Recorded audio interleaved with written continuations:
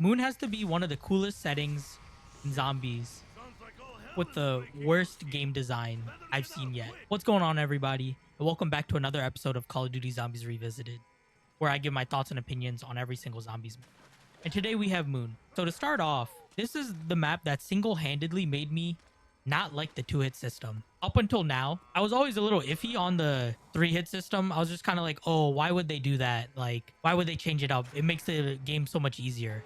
But after playing Moon, I realized I hate the two-hit system. The whole problem with it is that if you get hit once, you can't be aggressive anymore. So even though it's two hits to down, it's basically one hit before you have to back off until you regenerate your health.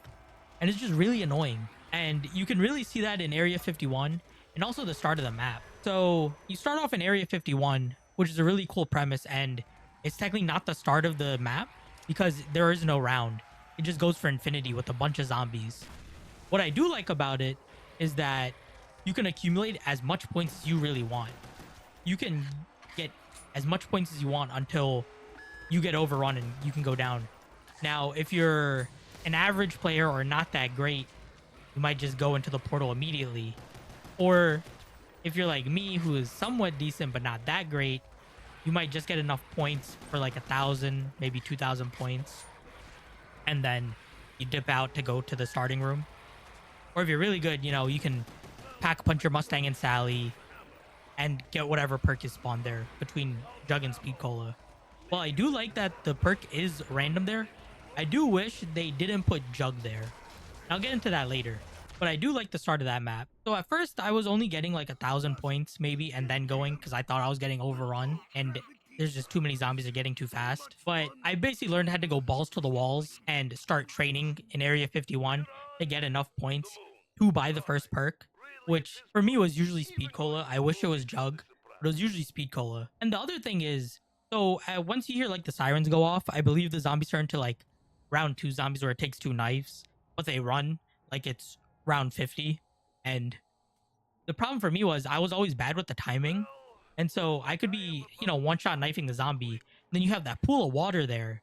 And the pool of water makes you so slow that if you're in there when the zombies start running, you're just dead because they're just going to swarm you and slap you twice and then it's game over.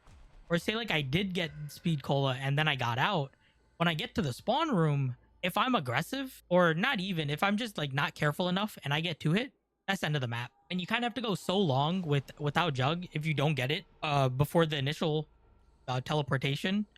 Then you have to go through the entire map just to get it. Now, honestly, the map isn't that big, but it's still, there's no fast travel points on the map besides getting from the teleport back to Area 51 down to the pyramid room, which, if I'm being honest, is not really that great. There's like a door or two in the way.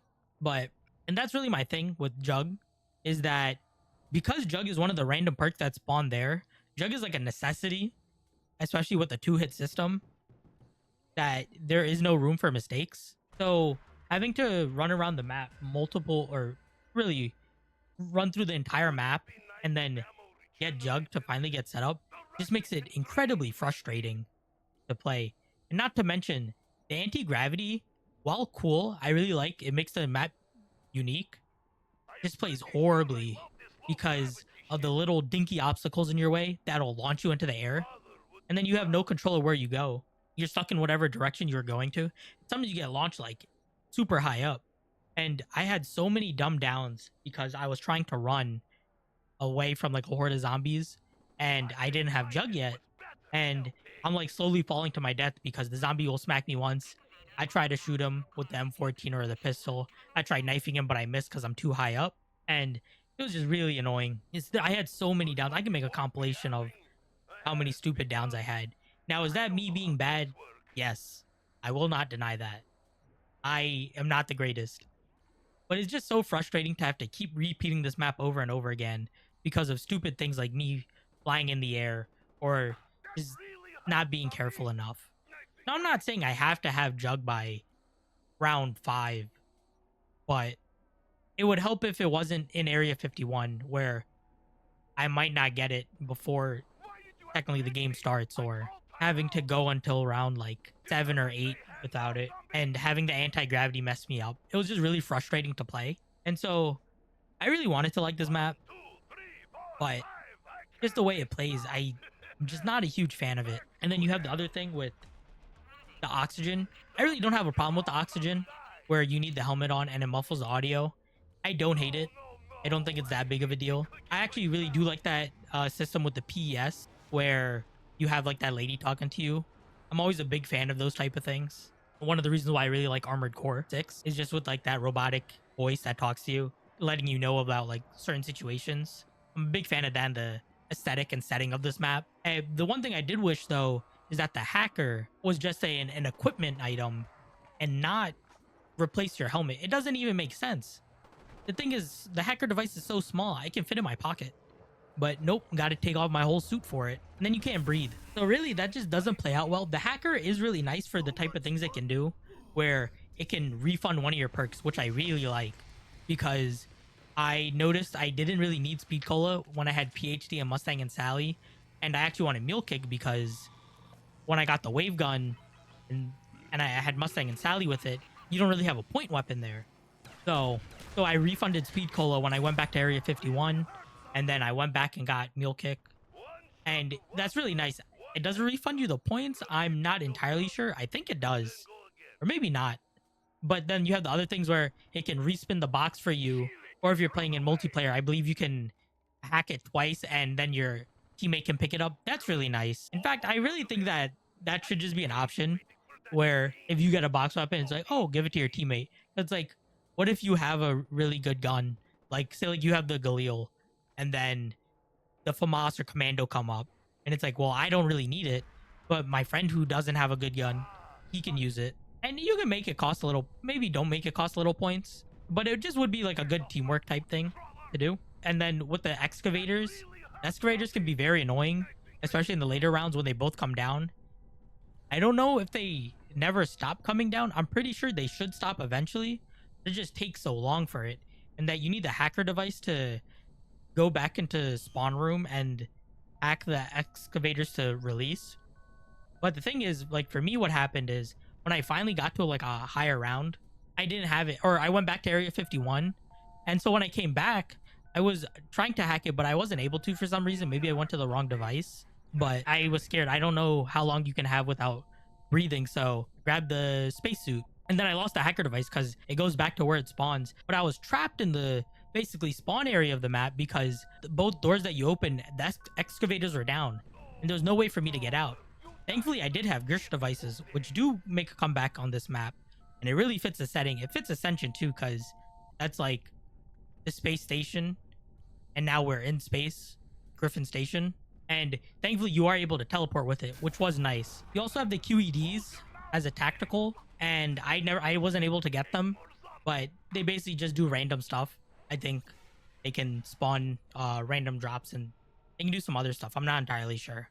I wasn't able to get them. And then you have the Wonder Weapon, which is the dual zap guns or the wave gun. I really like this weapon, although the dual zap guns are a little underwhelming. They're basically like a poor man's Wonder Waff because it only kills one zombie in a shot. So shooting into a horde is not really, it's not going to help you at all. It'll kill one zombie and that's it. It doesn't chain to anything. And so it really is just for like stragglers. But the wave gun is where it shines, where you change it, you combine the two weapons together, and then you basically microwave the zombies. They inflate. Somebody at Treyarch might have had an inflation kink, I don't know. But the zombies they do a little dance, and then they get fat, and then they explode and make a little ding noise. It is pretty cool, and I do like it. It also makes the Nova Crawlers explode, which is a pretty cool detail. And also, speaking of the Nova Crawlers, because I forgot about them, they're even more of a nuisance on this map because they can teleport. And a lot of the times, they'll just end up teleporting in my face, but they're so low to the ground that you can't even see them.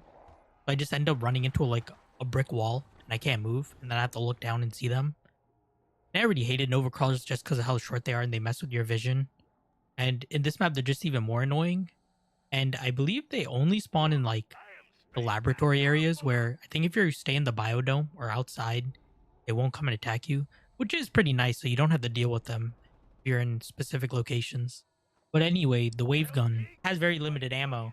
Not very limited, but it is limited in its ammo. So you have to be careful to use it because I don't think spawns drop from those killed zombies. And then I forgot about the Cosmonaut. The Cosmonaut's not really that big of a deal for how slow he moves. But it brings another issue, which is how the doors work on this map, where they're closed and they only open if you get in close proximity to them. The problem is the Cosmonaut or zombies can just be in the middle of like the door entrance, and you wouldn't know until you get there. So say like you have a horde of zombies behind you, you need to run through a door. If there's like a couple of zombies there, then your path is blocked off, and it's just really annoying. I think what they should have done was make the doors like glass, or at least see through, at least like partially, so you could see what was coming up, which would have been really helpful. You don't even have to do it when to buy the door. If the door is locked, you can have it how it is. I feel like once you purchase it and like the doors open, once they close, they should get like a clear plastic screen there so that you can see through, just to make sure. Because if the Cosmonaut's there, then bro picks you up, he hugs you really tight, and he steals your perks. Now imagine he stole Jug, and you just bought Jug from Area 51, and you have to go around the map twice in order to finally get it again. It's just really annoying. And my whole problem with Jug is that, unlike Call of the Dead, where I didn't mind how far away it was from spawn, the whole problem with that is, on Call of the Dead, I at least know where it is, and it's guaranteed to be there. And so running there is not that hard. But with Moon, I feel like the map is just out to get me and doesn't want me to get Jug. If I don't get Jug on the first run, I know I'm severely handicapped and I have to go through the entire map just to get it. It just feels like a way more inconvenience to me than it does in Call of the Dead. And that's really my take on it. He also doesn't drop anything. He gives you a little bit of points when you kill him, but not even a drop. I feel like they tried to redo what George Romero was, where it's like a slow person walking towards you that is basically more of a nuisance than anything. But I feel like they just did it worse. Because at least George Romero, he gave you a free perk and he gave you a death machine. Now the death machine's all right, but the Moon guy, he doesn't give you anything. He just blows you away. I think he blows the zombies too. Maybe not. I'm not sure. And then you have the area I really like to train in is right outside of Pack Punch, on like the outside of the Moon. I don't know why. The biodome I did like because of how big it is, but just something about it, I didn't feel as comfortable as I did where Mule Kick is. So I would really stay by where Mule Kick is. The other thing with the biodome is the launch pads. I feel like the launch pads are just out to get you, because there is gravity in the biodome until the excavator comes. So you don't need your helmet, which means you can hear better. That's whatever. I don't really care about that. It's that they put the launch pad right in front of the entrance. And for me, I don't know if I'm just stupid, but every time I would try to leave or enter, I would accidentally step onto the launch pad and then get thrown into the air. And if you don't land on the next launch pad, you're just dead. The fall damage is going to kill you. It's just super annoying. And I think there's also a drop that like switches locations that you might want to try to get. I guess technically once you get PhD, it's not that big of a problem. But I still didn't like that if I'm trying to leave or enter, it's my fault, I know, but I'm basically just going to get launched. Other than that, I'm going to be honest, I really didn't enjoy this map. I struggled so hard to get some decent gameplay from it, and it wasn't like I actually had fun with it once I got set up. It was more of, thank goodness that I'm finally done with this map. I still think the setting is really cool, and I like the anti-gravity, but they really got to change it where those little obstacles don't send you flying in the air and stuff like that. But yeah, that's what I had to say about the map. If you made it this far, feel free to like and subscribe if you enjoyed it, and I'll see you in the next video where we move on to Black Ops 2. See ya.